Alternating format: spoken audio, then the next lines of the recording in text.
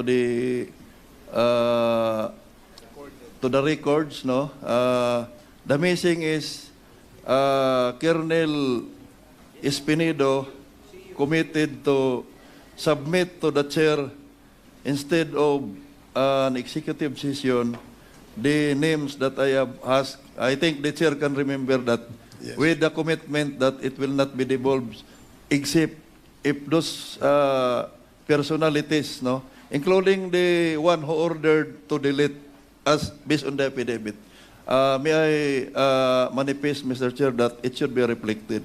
Thank you, Mr. Chair. Thank you, Congressman Dagoc. Please take note of the manifestation of Congressman Dagoc, COMSEC. So there is a motion to dispense with the reading as amended by Congressman Dagoc and consider having it approved. Is there any second? Duly seconded. Hearing no objection, the motion is carried.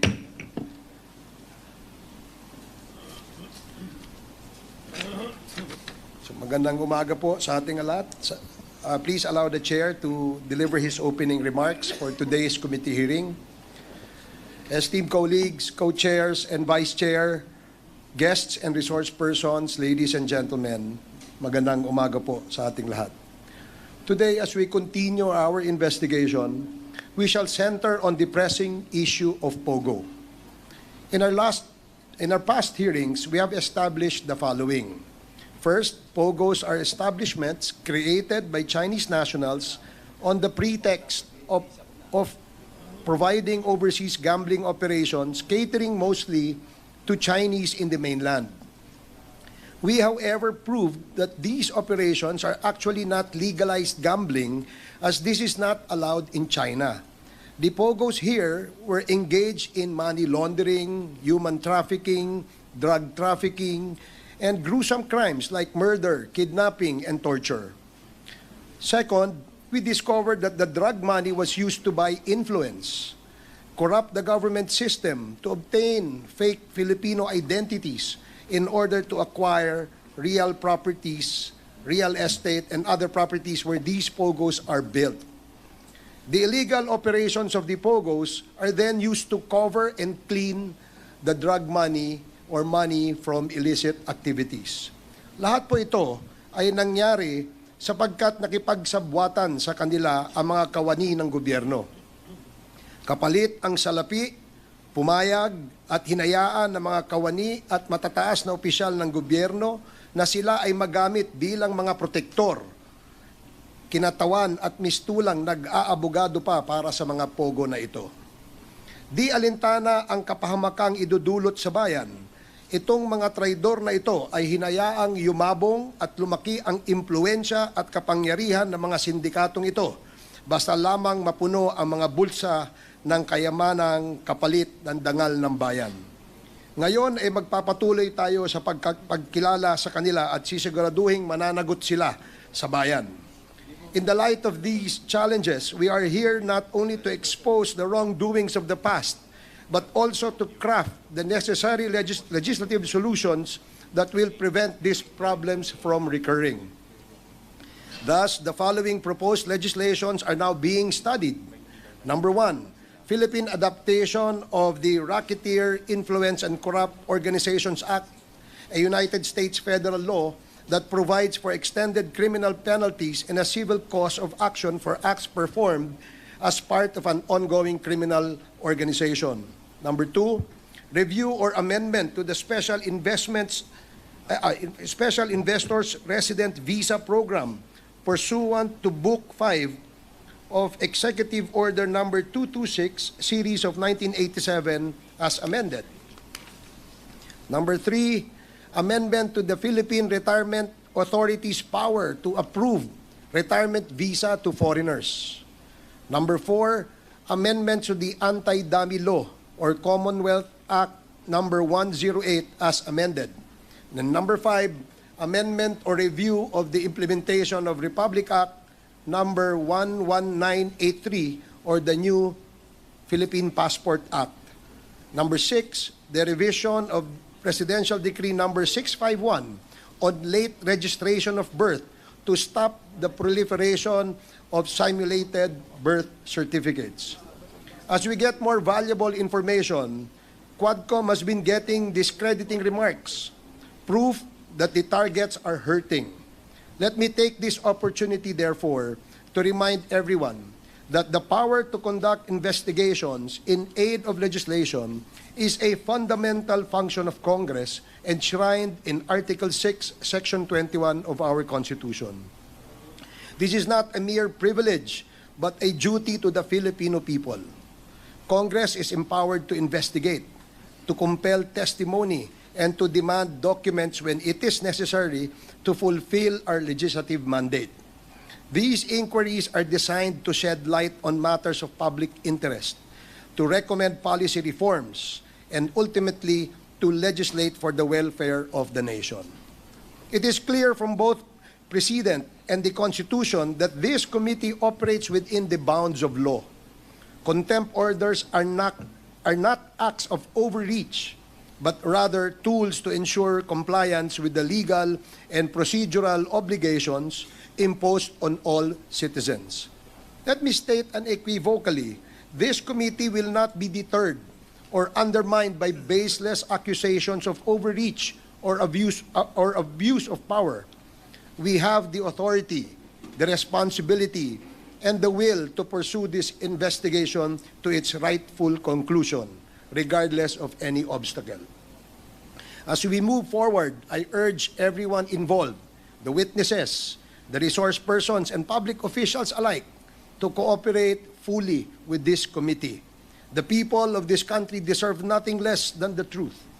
And let me assure you that this committee will not be swayed by threats or distractions. Our mission is to uncover the facts and to ensure that those responsible for any wrongdoing are held accountable. Together, we will continue this fight until we finally get to the bottom of these issues. Magandang umaga ho ulit sa ating mga kasama sa Kongreso at ang ating mga resource persons ngayong umaga. Okay. The next is to deliver his opening remarks is the Chair of the Committee on Public Order and Safety, Congressman Dan Fernandez. You are recognized. Thank you. Maraming po salamat. Magandang umaga po sa ating lahat. Today, as we embark on another day of hearing, discussing certain issues relating on illegal pogos that was eventually stopped by the government and no less than the President Ferdinand Bongbong Marcos. Still, we heard certain areas in our country that continually operating their illegal operations. As we are continuing to deliberate in this Quad Committee, these illegal operators operating their clandestine operations without haste. Iba talaga ang kinang ng pera ng salapi sa mata ng ating mga nasa gobyerno at nagpapatupad ng mga batas. Nakakalungkot isipin na after the declaration of the President on the stoppage of this illegal pogo, meron pa rin na nahuli sa Cebu, sa Kawit, Cavite, at just recently sa Cagayan, which turned out na non-operation na, or maybe, just be notified of the impending raid of the PNP. Indeed, yung galamay ng sindikato dito sa operasyon ng Pogo ay di tumitigil. Bakit kaya? Napakahaba naman ata ng kanilang PC. Napakadami naman nilang salapi that even with the pronouncement of the President on the stoppage of these Pogos, still, there are certain places where Pogos still exist. Hukayin po natin ang ugat ng lahat ng ito at saan sila kumukuha ng lakas ng loob upang ipagpatuloy ang mga illegal na operasyong ito. Recently, as I've heard in the discussion in the Senate, there were allegations of former Chief PNP who received payola for Pogos. Is this true? Totoo ba ito? Is this the reason why operations in conducting on the stoppage of the illegal Pogos in the whole country are not being implemented? Or they are just stories that need no attention for discussion? Bakit masyado ata madaming pera at bilyon-bilyon ang operasyon ng Pogo? From construction of big facilities, buying of lands of certain Chinese corporations, and the financial transaction through bank exchanges of big amount of money. Kung iisipin mo, di lang talaga online gambling eh. Saka hindi lang mga scams ang involved dito, but the money being laundered in this operation are so blatant that need no deep explanation for an ordinary person to understand. Pera to ng droga. Pera to na nanggaling sa Chinese operators na gustong linisin ang kanilang pera dito sa kanilang operasyon sa Pogo. Conducting these hearings led by the four committees have not stopped these people in their illegal operations. Marami pa rin ang patuloy na nag-ooperate ng kanilang illegal na operasyon hanggang meron sa ating kapulisan at mga nanunungkulan sa ating pamahalaan at lokal na pamahalaan ang patuloy na tumatanggap sa illegal na Pogo. Sila na dapat na magpatupad ng pagpapatigil ng Pogo must be held responsible as well. Marami pa po tayong dapat gawin. Marami pa po tayong dapat na malaman. Mahirap makipaglaban sa kinang ng salapi na bumubulag sa ilan nating kababayan upang ipagpatuloy pa rin ang operasyon ng Pogo. Sa ating mga kababayan, tulungan niyo po kami. Kung meron po kayong nalalaman sa patuloy na pag-ooperate ng illegal na Pogo sa inyong mga lugar, buligligin po natin o bulabugin po natin ang ating mga nanunungkulan sa ating mga bayan at mga hepe ng kapulisan na kumilos sa kanilang mga nasasakupan. And without compliance, please, report to the Quadcom and we will act accordingly. Sama-sama po tayo sa pagsugpo ng kasamaan, sama-sama po tayo sa bagong malinis na Pilipinas. Salamat po. Thank you, Congressman Dan Fernandez. The next to deliver his opening remarks is Congressman Benbenito Abante Jr., the chairman of the Committee on Human Rights. You are recognized. Thank you, Mr. Chair. My fellow co-chairs and colleagues in the Quadcom, our resource persons, and at the same time, witnesses and guests. Ladies and gentlemen, magandang umaga po sa inyo lahat. Nakita nyo naman kung gaano ka-passionate kami dito sa hearing na ito. Si Congressman Dan Fernandez po ay maaaring na maging preacher later on, mga kaibigan. But I would like to mention and quote to you what a bad person said at one time.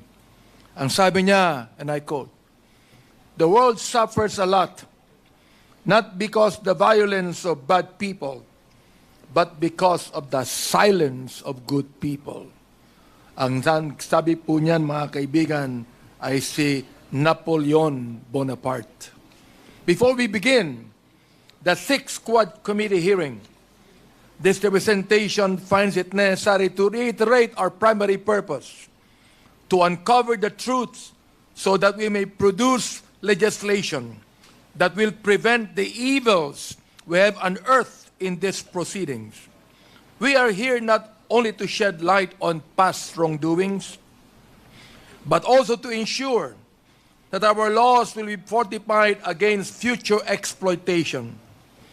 There's an old saying that I quote, "The devil is in the details," end of quote. This phrase serves as a powerful reminder for us today. If we are to draft meaningful and effective laws, it is incumbent upon us to gather as many details as possible. The devil, in this context, takes many forms. It exploits the loopholes in our laws, uses gambling as a front for illegal activities, and uses a war on illegal drugs to justify the killing of thousands of innocents. Our duty here, as legislators and duty bearers, is to gather every fine detail so that we can craft legislation that will not only close these loopholes, but will also ensure that these evils can never take root again. In Ecclesiastes 12:14, it is written, and I quote, "For God shall bring every work into judgment with every secret thing, whether it be good or whether it be evil." End of quote. This passage should remind everyone that no wrongdoing can remain hidden forever. It is our role in this inquiry to bring these secrets to light so that justice can be served and righteousness upheld. We are tasked with shining light on every dark corner, leaving no detail unexamined. It is our solemn obligation to obtain the information necessary to deliver justice for the victims of pogo, illegal drugs, and extrajudicial killings, and to shield future generations from these evils. However, there are those who seek to obstruct and hamper our efforts. Let us be clear. Their actions are not only detrimental to this inquiry, but also the pursuit of justice and the rule of law. We must condemn those who having been involved and having profited from these illicit activities, now seeks to hide and cover up their wrongdoings. Their attempts to evade accountability must not and should not be tolerated. They can run, hide, and use semantics to camouflage their cowardice. Ultimately, they will be exposed for who they really are: enablers, accomplices, criminals, and deceivers. Kaya sa mga tumutulong sa amin with their testimonies, their candor, and their courage, maraming salamat po. You are doing your countrymen a valuable service. And more significantly, you are doing good deeds before God. In the face of these challenges, our resolve must remain firm. We conduct these hearings in aid of legislation because we know that without strong, enforceable laws, the evils we have uncovered will continue to drive.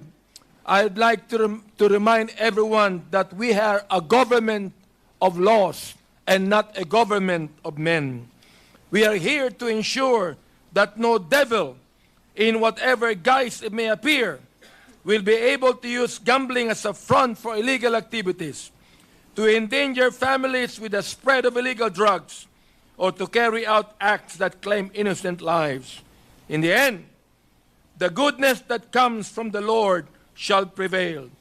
Let me tell those devils who chose to attack us with demonic trolls.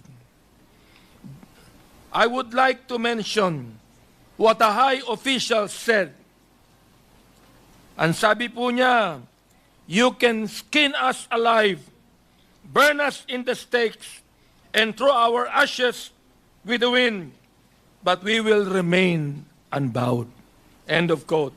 And resolute in finishing this investigation until we come to the ultimate conclusion for the benefit of our people and for the sake of our country. Maraming salamat po sa inyo lahat. Thank you, Congressman Abante. The next to deliver his opening remarks is Congressman Paduano, the chair of the Committee on Public Accounts and Good Governance. Thank you, Mr. Chairman. We have already consumed almost 1 hour of our hearing. And we have still a lot of admin matters to be discussed. And with that, Mr. Chairman, once again, I'll just submit my opening remarks to the COMSEC for purposes of records. Thank you, Mr. Chairman. Thank you, Congressman Paduano. The next to deliver his opening remarks is our Senior Deputy Speaker, Congressman Aurelio Dong Gonzales. You are recognized. Salamat, Mr. Chairman. May payabak po kay Katamungan. Magandang umaga sa aking mga mahal na kasama, sa ating mga panauhin, at sa lahat ng nanonood sa live stream. Bilang mga lingkod bayan, ginagawa po namin ang ating tungkulin na nakasaad sa ating saligang batas at mga patakaran ng mababang kapulungan. Nagsasagawa po tayo ng mga pagsisiyasat para makatulong sa paggawa ng mga batas at para malaman ang katotohanan na may layuning maging tapat at responsable sa ating tungkulin. Ang mababang kapulungan ay bumuo ng Quadruple Committee, a Quadcom, as a principal proponent of this na binubuo ng 4 na komite: Dangerous Drugs, Public Order and Safety, Human Rights, and Public Accounts. Ang layunin nito ay alamin at lutasin ang mga komplikadong issue tungkol sa paglaganap ng illegal na droga, mga illegal na gawain na konektado sa pogo, human trafficking, at mga kaso na extrajudicial killings o EJKs na kaugnay ng kampanya laban sa droga ng nakaraang administrasyon. Mahalagang tandaan ang mga pagsisiyasat na ito na ginagawa ng Kongreso ay may 3 pangunahing layunin. Una, upang makakuha ng impormasyon para makagawa ng bagong batas. Ikalawa, upang masubaybayan ang mga ahensya ng gobyerno. At ikatlo, upang ipaliwanag sa publiko kung bakit kailangan ng bagong batas o amyenda. Ang pagsisiyasat na ito ay hindi para magpakitang gilas o mag-usig, kundi para makapagpasa ng mga bagong batas gaya ng pag-amyenda ng Republic Act No. 9165, Comprehensive Dangerous Drugs of 2002, pag-aayos sa Anti-Trafficking in Persons Act, pagpapalakas ng Witness Protection Program at pagtulad sa RICO Act ng Amerika na layong parusahan ang mga grupong kriminal. Sa inyong pangunawa at pagtitiwala, determinado kaming patatagin ang ating pamahalaan at ipatupad ang batas at demokrasya para sa ating lahat. Maraming salamat po. Good morning po sa ating lahat. Thank you, Senior Deputy Speaker Gonzales. We shall now, before we proceed with the admin matters, may we direct the committee secretary to please acknowledge the members present in our committee hearing today, as well as acknowledge the resource persons we invited for today's committee hearing. Comsec? Thank you, Mr. Chair, Your Honors. Today, we have with us the following members. Representative Robert Ace S. Barbers, Deputy Senior Speaker.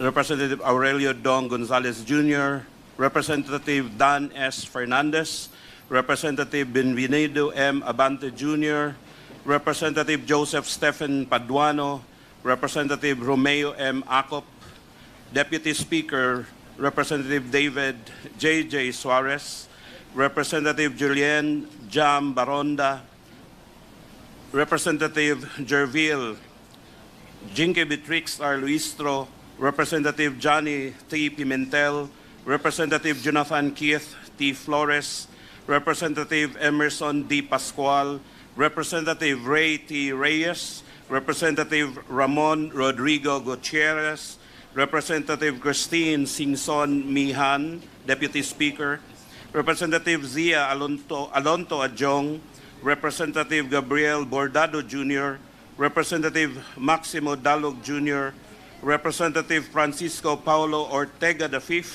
Representative Ricardo Cruz Jr., Representative Franz S. Pomaren, Representative Ching B. Bernos, Representative Sirio C. Daguok, Representative Seriaco Gato Jr., Representative Celso Regencia, Representative Ernesto Dionisio, Representative Alfred de los Santos, Representative Reynante Arrogancia, Representative Roberto Puno, Representative Lianda B. Bolilla, Representative Joseph Jojo Lara, Representative Jefferson Konghun, Representative Francisco Jose Matugas II, Representative Margarita Attorney Migs Nograles, Representative Chino Miguel Almario, and Representative Bonifacio Bosita.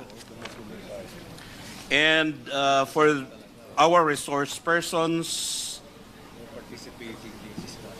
we have here from the Anti-Money Laundering Council, we have Attorney Adrian A. Arpon, the Deputy Director for its Investigation and Enforcement Department, and Attorney Mark Dan is Ligo, the Bank Officer, Investigation and Enforcement Department. From the authority of the Freeport area of Bataan, we have Attorney Percival B. Peralta, Ms. Donia G. Alonso, and Maria Jennifer Blanco. From the Bureau of Immigration, we have Attorney Vicente G. Uncad. From the Bureau of Internal Revenue, we have Attorney Scranton Orculio. From the Bureau of Quarantine, Dr. Ferdinand Salcedo and Dr. Edgar Maala. From the Civil Aviation Authority, or CAAP, we have Colonel Isaias Espino. From the Department of Foreign Affairs, we have Attorney Amer Tago. From the Department of Justice, we have Deputy City Prosecutor Benji Samson and Deputy City and Assistant City Prosecutor Wesley Jefferson Young. From the Department of Labor and Employment, we have Mr. Paulo Magtoto and Mr. Eric Gallardo. From the Land Registration Authority, we have Attorney Paulo Tamayo and Attorney Lorna D. From the Land Transportation Office, we have Mr. Francis Ray Almora. From the National Bureau of Investigation, we have Attorney Levi Omar Aurelie, Attorney Dennis Victor M. Asistio, Attorney Florendo Gamonac, Attorney James M. Erorita, and its Assistant Deputy Director, Attorney Angelito Magno. From the Office of the Solicitor General, we have Attorney Victor Napoleon Valeriano and Attorney Ruben Aison. From the Philippine Amusement and Gaming Corporation, we have Attorney Ansherena Paula Francisco and Attorney Joseph Lobo and its Vice President for Corporate Social Responsibility Group, Mr. Ramon Stephen Villaflor. From the Presidential Anti-Organized Crime Commission, we have Undersecretary Gilbert Cruz and Director Winston John Casio. From the Philippine Drug Enforcement Agency, we have its Director General, DG Moro Virgilio M. Lazo. Also from PIDEA, we have Attorney Hill T. Pabilona and Attorney Francisco S. Del Valle, Director Wardley Hemetalia, and Colonel Rolando I. Magno, retired.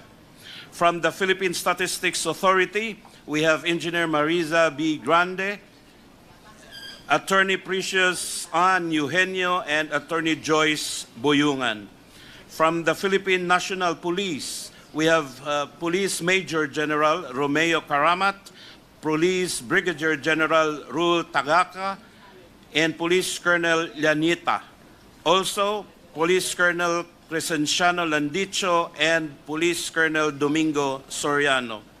From the Securities and Exchange Commission, we have Attorney Sherwin F. Guzon and Attorney Hali Oliver Labayo.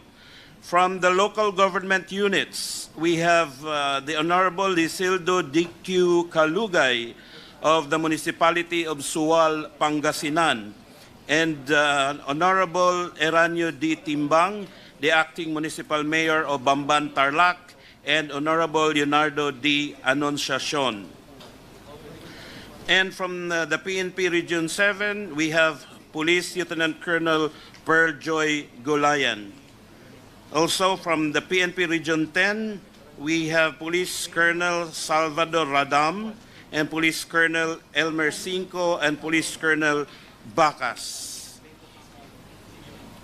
And for other key personalities that we invited who are here with us, we have the Honorable former Mayor of Cebu City, Honorable Tomas de la Rama Osmeña, and the former Mayor also of Iloilo, former Mayor Jed Mabilog. We also invited key personalities from the different corporations involved in this inquiry, from the Hongsheng Gaming, from Bianchang Holdings and Trading Corporation, Zun Yuan Technology, and so far none has appeared in this hearing today. But from the Baofu Land Corporation, we have with us today Alice Leal Guo also known as Guo Huaping. And from the Lucky South 99 Outsourcing Incorporated, we have Miss Cassandra L. Ong and Miss Ronelyn Baterna. We have no incorporators appearing today representing Whirlwind Corporation. Also from the Philippine Sanjes Steel Corporation, there are none who appeared. Sanjia, yeah. That's all for now, Mr. Chair, Your Honors. I'm sorry, there are other representatives who just arrived, sir. We have Representative Salvador Plato and Representative Ron Salo. Thank you, Comsec. Thank you, sir. Now, we will proceed with the disposition of the admin matters that the committee will deliberate. Congressman Paduano, you're recognized. Thank you, Mr. Chairman.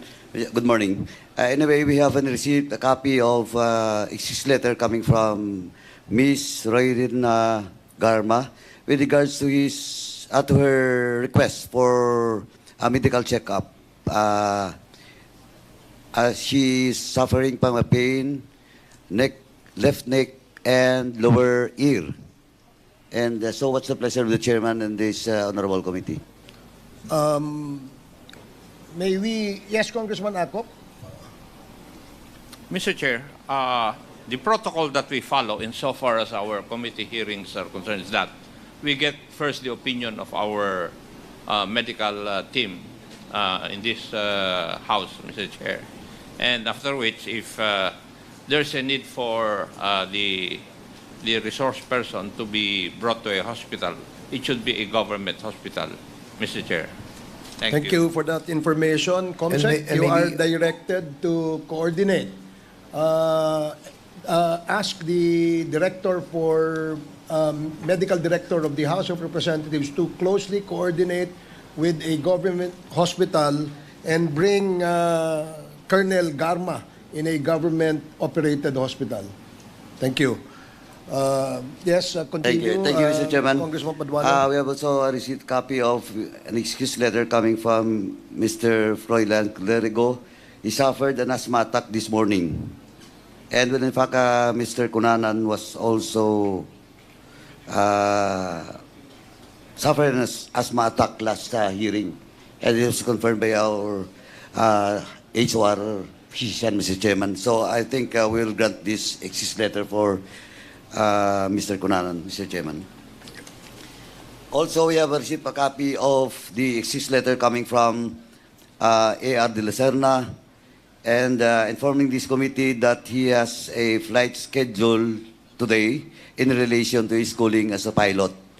And with this, Mr. Chairman, if the chair and this committee will allow, I move that we direct the COMSEC to secure a certificate from the school that indeed Mr. A.R. de la Serna has scheduled in today's hearing, Mr. Chairman. So move, Mr. Chairman. There is a motion to direct the committee secretariat to coordinate with the flying school where Mr. De La Serna was supposed to have a flight in conflict with our committee hearing today.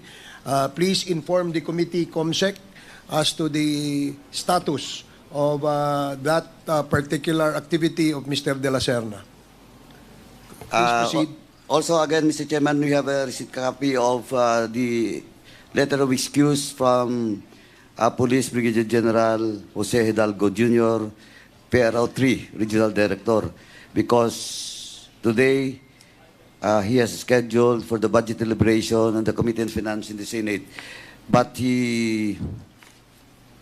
Police Colonel J. C. Dimandal, Provincial Director of Pampanga, and company is present in today's hearing, Mr. Chairman, representing PRO 3. And lastly, Mr. Chairman, with regards to letter of excuse, we have received a copy of an excuse letter coming from Froilan Cruz and Ronaldo T. Cruz, in which we have already tackled during the previous hearing that they wants to be excused in today's hearing for a schedule abroad. Now, Mr. Chairman,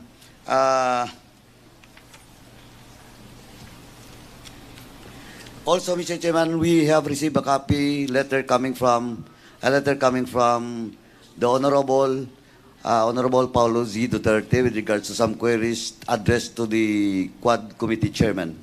So, what's the pleasure of the members of the chair and the members of this committee with regards to the letter of the Honorable Paulo Duterte, Mr. Chairman? Well, the letter states that there are questions that the Honorable Paulo Duterte wishes to ask the resource persons, and we just ask the committee secretary to please make sure that the invitation will be extended to the Honorable Paulo Duterte in the next Quadcom hearing with the topic on drugs and extrajudicial killings. Please proceed. Thank you, Mr. Chairman. We have also received a copy of the excuse letter coming from Ms. Stephanie Mascarenhas. And I will read, unfortunately, due to my training at work, leaving or being absent might jeopardize my employment, as this is my only source of income, and going to the court hearing in Manila will require transportation expenses that I cannot provide as well. Thank you for kind consideration. I think we will grant this letter, Mr. Chairman, because for the past hearing, Ms. Stephanie Mascarenhas is also present. And we'll just invite her once again to the next hearing, Mr. Chairman. Now, let me proceed with regards to the documents being ordered to agencies and some resource persons. Again, Mr. Chairman, documents that caused the contempt order for Attorney Harry Roque until now has not yet submitted, Mr. Chairman. And for the status of SPO4 Arturo Narsoles, may we ask, Mr. Chairman, the PNP, the NBI, and the BID if they have located or any travel records for Mr. Narsoles, Mr. Chairman. And to expedite the hearing, Mr. Chairman, let me suggest that the BID, the NBI, and the PNP will just submit a letter explaining or in detail the order being made by this committee to those agencies mentioned, Mr. Chairman, with regards to the status of SPO4 Arturo Narsoles. Okay. NBI, PNP, and BID, please comply. And next, Mr. Chairman, the COMSEC is directed to secure a copy of the death certificate of the late former Mayor David Navarro of Clarin, Misamis Oriental. It was already submitted, Mr. Chairman. The Bureau of Internal Revenue also submitted, Mr. Chairman, the taxation records of Ms. Catherine Cassandra Leong. And I hope a copy of that document will be given to all the members of this committee and includes the chairs. Ms. Cassandra Ong was ordered to submit taxation records, copy of construction agreement, and building plans of Lucky South 999 and Whirlwind, copy of real property tax of Whirlwind, copy of deed of sale of Lucky South to Mr. Cheng, contract of lease between Cassandra Ong and Lucky South, to provide a copy of the land titles of Northern, and these. After the 2023 raid was charged of the crime of cyber crimes. Again, this is after the statement of Miss Alice Goo na hindi siya sasama sa isang hanap buhay kung hindi niya kilala at pinagtitiwalaan ang mga taong kasama niya. I wish to manifest, Mr. Chair, that this representation humbly submit that Miss Alice Goo purposely ran for public office in spite of her knowledge that she is not qualified, she being a Chinese national, to be able to welcome business establishments which she believes will bring growth and prosperity to the people of Banban.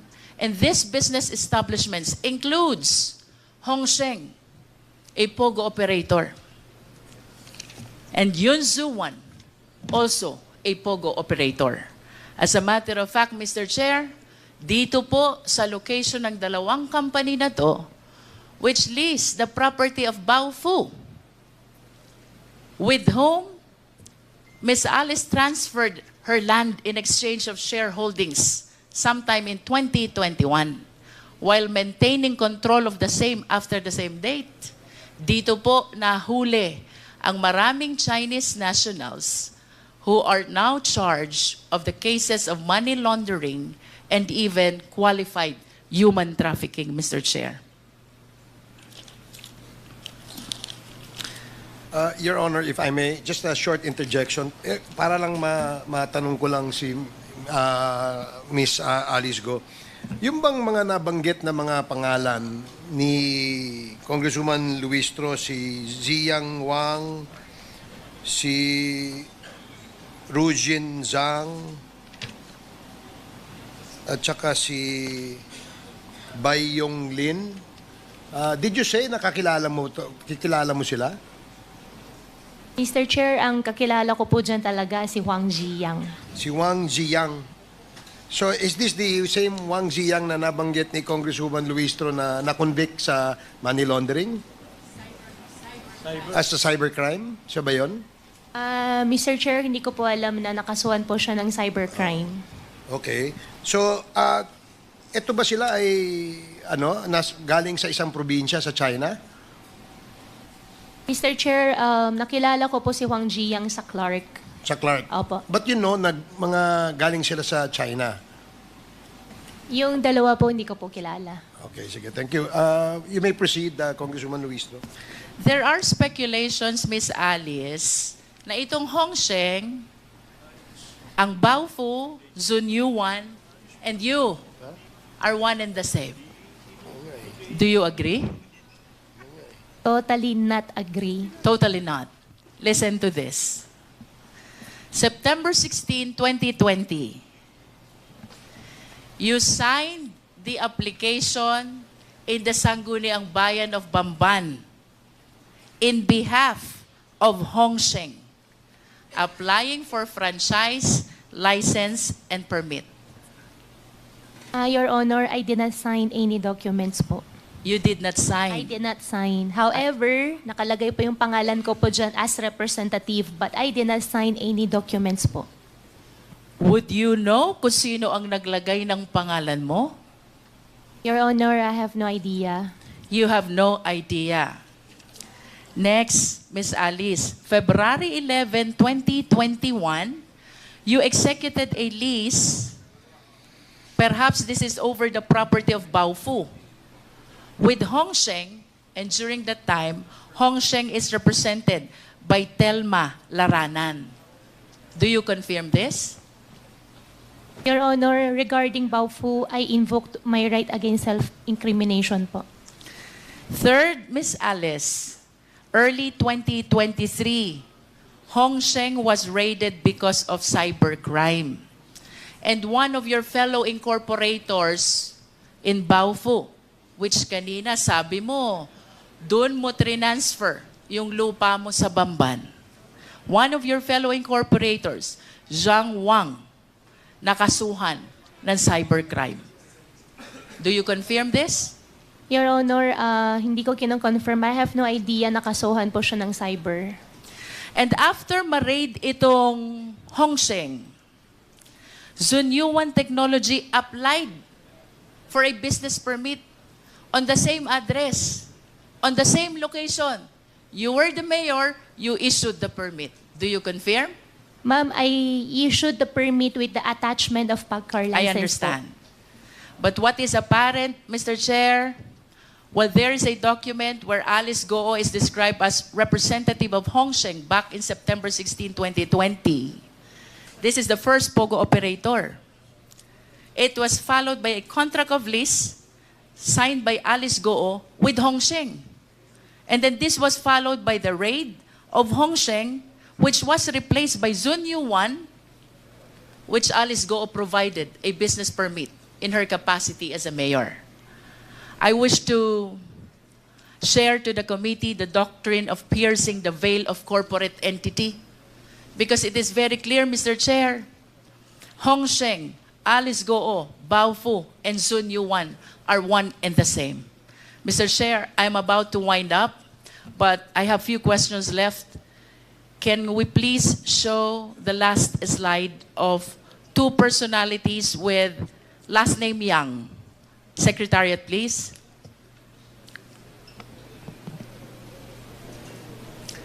Alice, kilala mo ba to? Your Honor, hindi po. Can we flash the next picture? How about this picture? Your Honor, hindi po. Hindi ko rin po nakita, hindi ko po siya kilala. The first picture is Michael Yang, and the second picture is Hong Jang Yang. My question for you, bakit may joint account si Hong Jang Yang, kapatid ni Michael Yang, at si Yu Zeng Kan, na manager ng Hong Sheng? Your Honor, hindi ko po alam yun. To wind up, Mr. Chair, I wish to make a very short manifestation. This representation might sound repetitive already, but it is apparent that this long chain of perpetration of the crime started with the abuse in the late registration of birth. Ms. Alice Goo was able to procure a birth certificate from the Philippines and even the Philippine passport, which paved the avenue for her to run to a public office. I urge the House, let us strengthen our rules, because if the loose rules on Filipino citizenship